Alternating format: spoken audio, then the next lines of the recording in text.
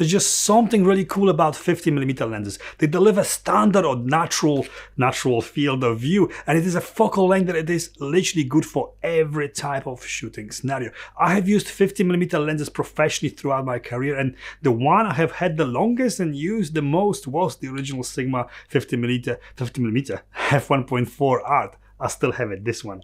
Sigma have updated all their primes to DGDN versions optimized for mirrorless cameras apart from the 50mm until now. Sigma has finally released this long awaited and long overdue new version. Is this the best 50mm for Sony E or L mount cameras right now? Is this the lens for you? Keep watching, don't skip, and in this video I'll tell you all about it. The 50mm focal length is considered a standard lens, making it a versatile option, especially if it is your first prime. I have started from a 50mm lens, and after 20 years as a professional photographer and filmmaker, 50mm is still my #1 choice for 99% of shooting scenarios. I have used this DG Nikon version for many years, and it is still one of my favorite lenses of all time. But I have been shooting with Sony and Lumix mirrorless cameras for a while now, and Sigma new lineup of DGDN lenses are all absolutely amazing. But for me, this lens was missing from the lineup for too long. I was hoping for f1.2 version, but instead we got the updated and improved new f1.4. So does it deliver? No, that's a silly question. Of course it does deliver.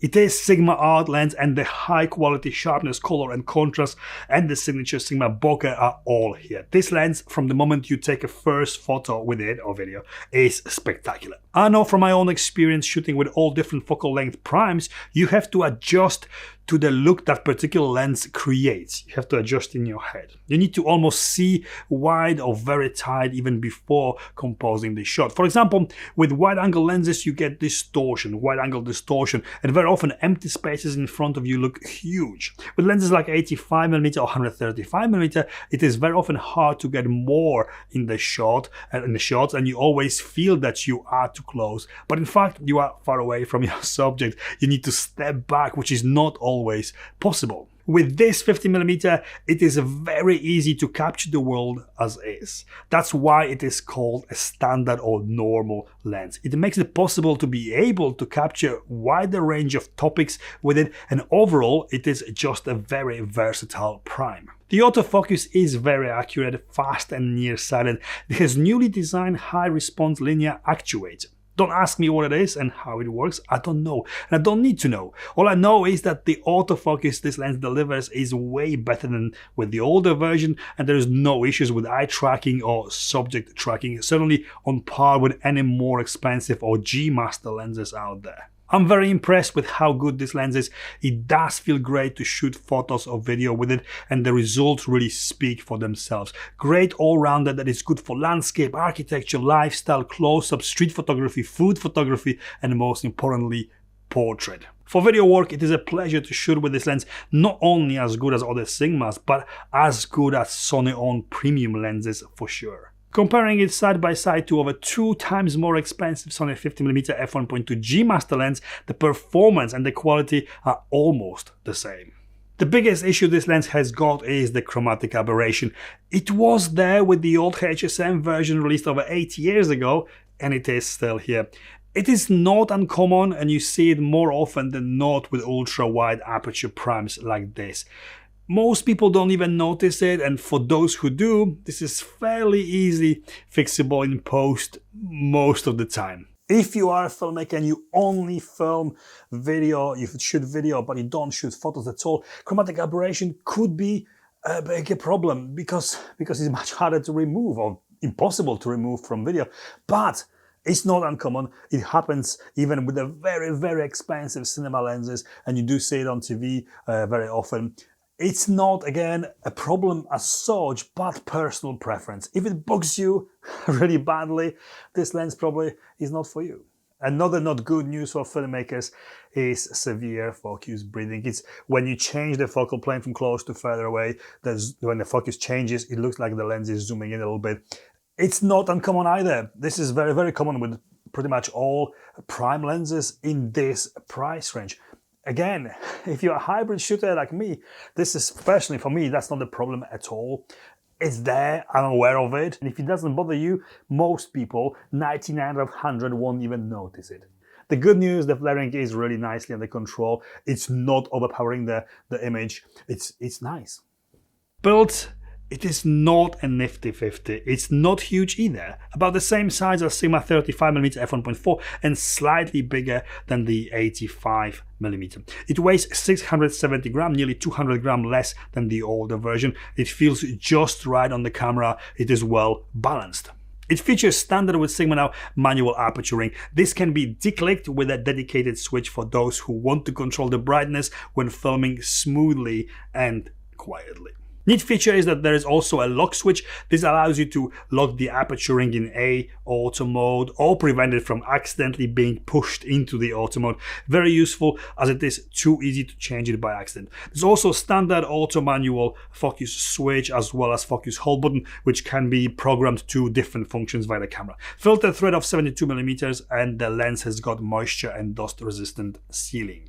It is a solid build made to last, all standard Sigma here, and also, like all other Art series lenses, comes with a soft padded case for when transporting it or storing it. Price value for money? It enters the market with a price of £849 or $849, and in this price range and with this wide aperture, it has got almost no competition, almost as there is a lot of 50mm lenses available for Sony E-mount right now, and only one is the same spec as this but cheaper, and that's the new Samyang 50mm f1.4 Mark II. In my opinion, this is a better lens, overall sharper and better color, and if you are pairing it with the 85mm or other Sigma lenses, matching optical performance and the build as well. Although it's in a different class, it is. I really think that its direct competition is the Sony 50mm f1.2 G Master. It offers very similar high-end optical quality, built to last construction with a sealing, and this is more than 2 times cheaper. You really can't compare it to the cheaper Zeiss 55mm f1.8 or more expensive and old now Zeiss 50mm f1.4, as they are both in totally different class right now. For L mount, it literally has got no competition.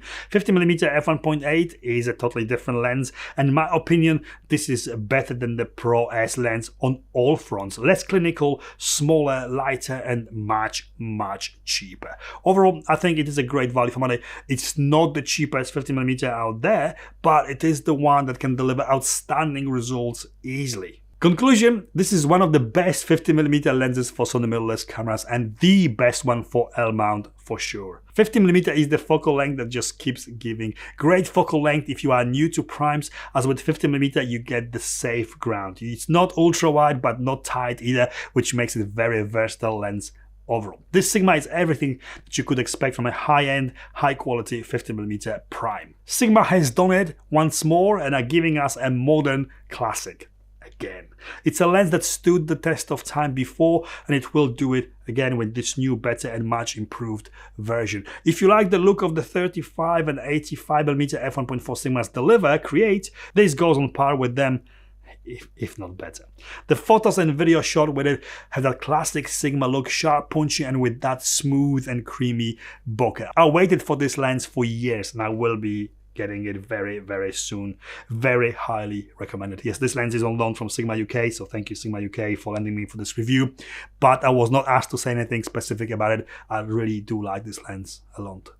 And this is it from me. I hope this video was in some way informative or at least entertaining. If it was, please give me the thumbs up. Please consider subscribing. Thank you for watching, and I'll see you next time. This can be declicked with a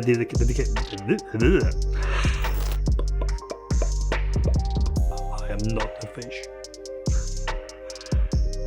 Conclusion. That's not funny. This can be declicked with a dedicated. This can be take 1349. Whew, that was exhausting. It's a wrap.